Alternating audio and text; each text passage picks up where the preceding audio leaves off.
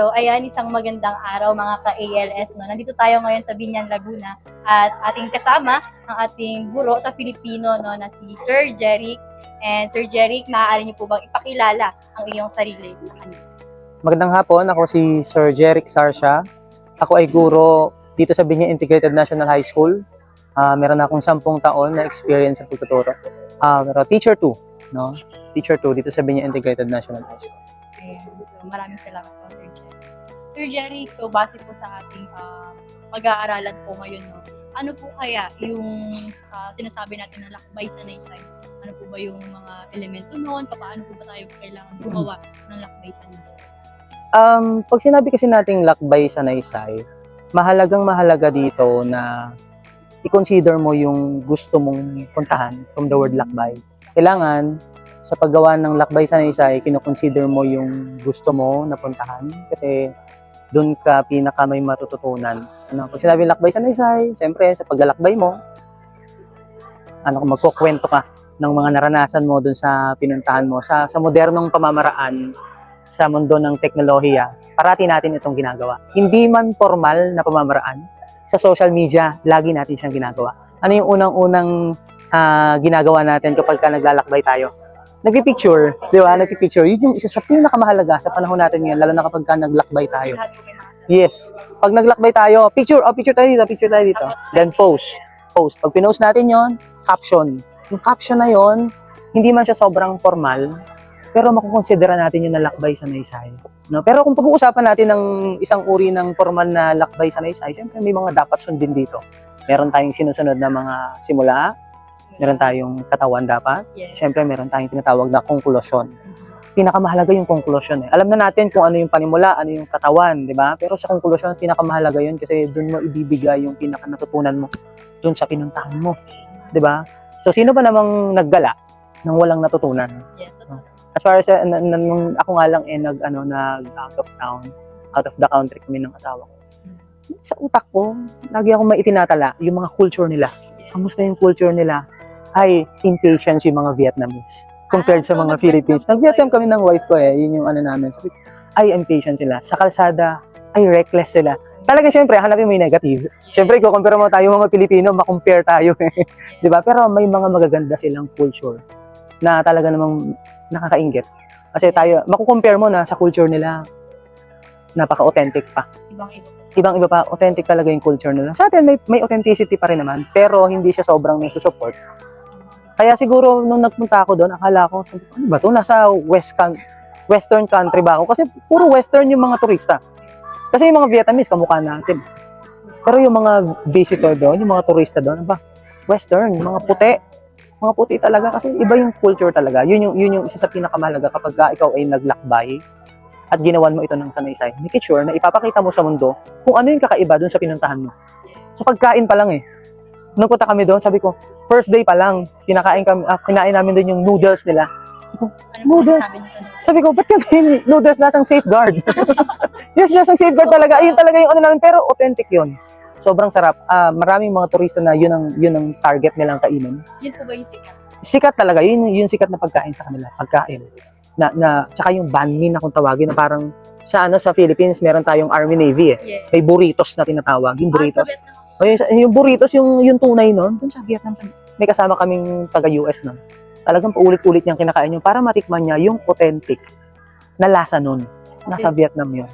Yun, mahalaga na kapag ikaw ay gumawa ng lakbay sa naysay, make sure na meron kang maipakita sa tao, sabihin sa tao na may pagkakaiba-iba ang kultura ng bawat bansa, bawat lugar o bawat pupuntahan mo. Sir, hindi lang natin nasusulat sa papel yung lakbay sa naysay dahil meron na tayong social media. Social media. Nakapag-vlog na tayo, mas napapadali po yung pagbabahagi natin. Totoo lang, kahit kayo rin, alam ko, di ba? Yes, pag nagpunta kayo, kanyari, magandang coffee shop. Yes. Di ba? Naglakbay ka, ang ganda ng coffee shop na to, may karaoke pa. Yes. Dito sa San Pedro, nagpunta kami, ang layo-layo na pinuntahan ng San Pedro. Kakaiba yung pinuntahan ng asawa ko sa San Pedro. Yung mga corgi na aso. Restaurant, pero dinadayo siya kasi talagang ang daming aso, may kakaiba, may uniqueness talaga dun sa lugar. Maganda po yung akin. Yes. So, siyempre, kapag naglalakbay tayo, gusto natin yung something unique. Yes. Yun Kasi yung talagang inaanap. Yun. Yung pinakamahalaga conclusion. Make sure na nag-iwan ka ng magandang conclusion dun sa makakabasa ng tekstong ginawa mo. Make sure na sa conclusion mo ay kakaiba. Na ilatag mo na may kakaiba. Yun. Sir, bali naman po sa napag-usapan natin, may kita namin na parang diary lang po yung pagsusulat ng Mm-mm. lakbay sa Naysay. Ano po kaya yung pagkakaiba ng lakbay sa Naysay sa isang personal na diary? Sa totoo lang, halos wala naman silang pinagkaiba. Very minimal lang pinagkaiba. Ang diary, everyday. Tala-arawan di ba? Pero ang lakbay sa Naysay, kung nagkaroon ka ng paglalakbay, saka kagagawa ng sa Naysay.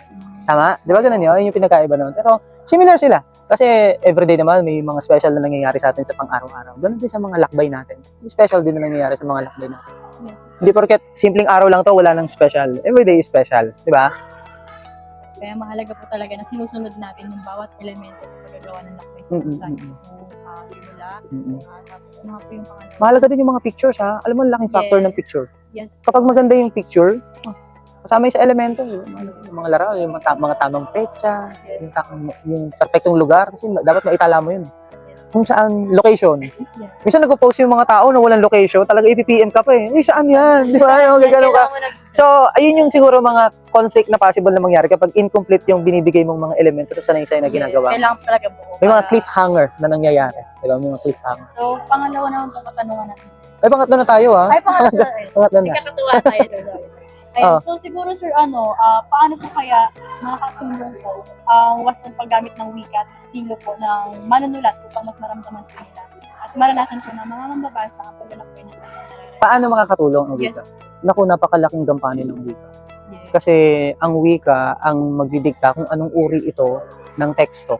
Yes. No, yun yung sobrang powerful niya. Kung formal ba yung language, kung formal ba yung ginawa mong lakbay sa Naysay or informal yung ginawa mong lakbay sa Naysay. Pero kagaya ng sinabi ko kanina, dahil nandito tayo sa modernisasyon, Yes. most of the time, ang ginagamit natin na wika sa social media ay informal. Yes. Diba? Informal kasi kailangan mag-adapt tayo dun eh.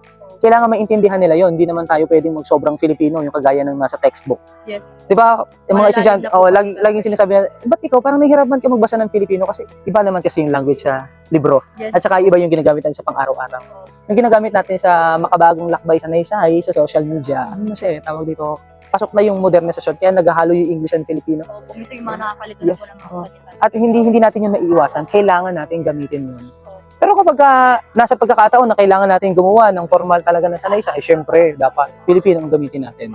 'Di ba? Lalo na sa mga gawain pang-paaralan, Yes.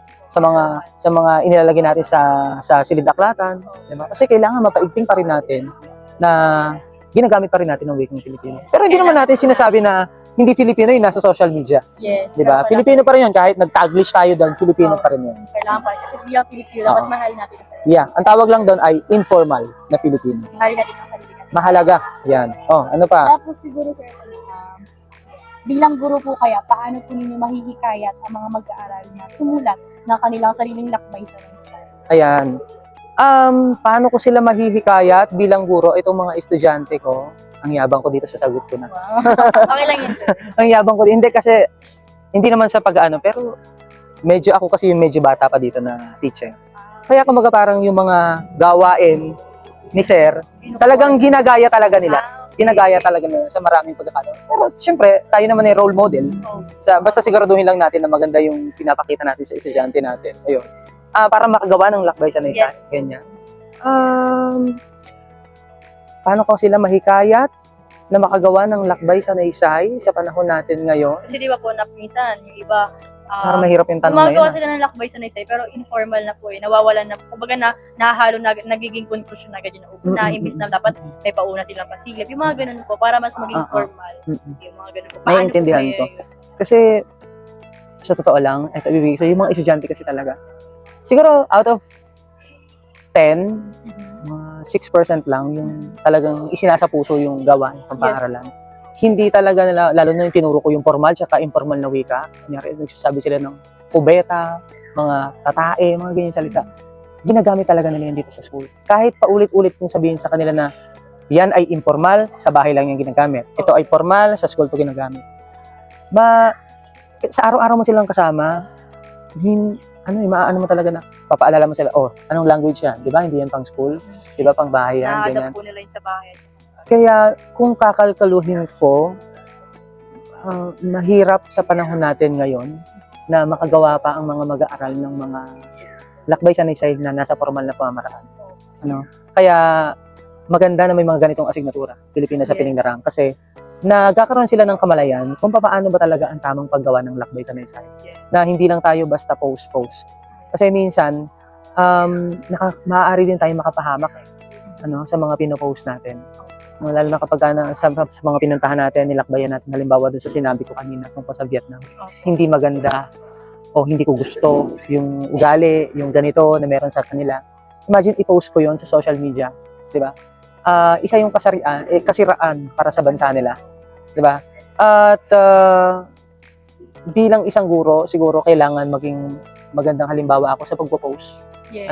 ng mga lakbay sanaysay na gagawin ko. At hindi magbigay ng mga negatibong komento kapag gumagawa ng sanaysay patungkol sa mga pinupuntahan natin Kasi di ba lugar. po mga bilang guro, tayo yung inyong Bilang role model, Yes. di ba? Role model. Kasi always be grateful. At least nakapunta ka dyan, yung ibang tao hindi nakapunta, di ba? Lalaitin mo ba? Kung may negatibo kang masasabi dun sa isang lugar, siguro sa atin na lang, verbal. Pero in written, kasi formal document na yung written, mahirap na yun. Di ba? Ano? May last ka ba tayo? And sir, since napag-usapan na natin yung paggamit ng formal na Mm-mm. elemento na dapat nila sa deadline, sinabi yun na simula katawan at bukas, bakit po kaya mahalaga na may tamang pagkakasunod po isang lakbay sanaysay? Mahalaga yan. Kasi hindi pwedeng bastang magpunta ka ng conclusion. Kailangan mahook mo muna yung attention nila. Bago ka gumawa ng isang conclusion, bago ka magbigay ng mga informations para sa katawan. Kailangan makuha mo yung attention nila.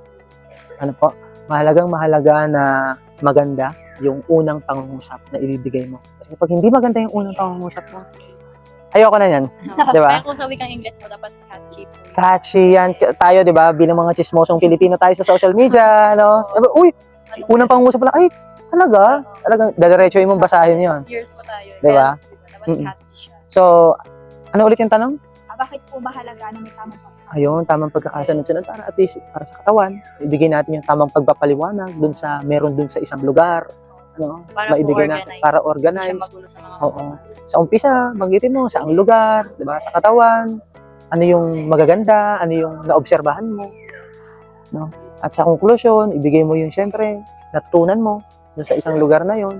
Kasi kapag hindi yun sunod-sunod, natutunan agad, kailangan natin laging sinusunod sa paggawa ng teksto yung tinatawag na sanhi at bunga. Opo, kailangan po talaga yun. Meron tayong tinatawag na sanhi, bunga.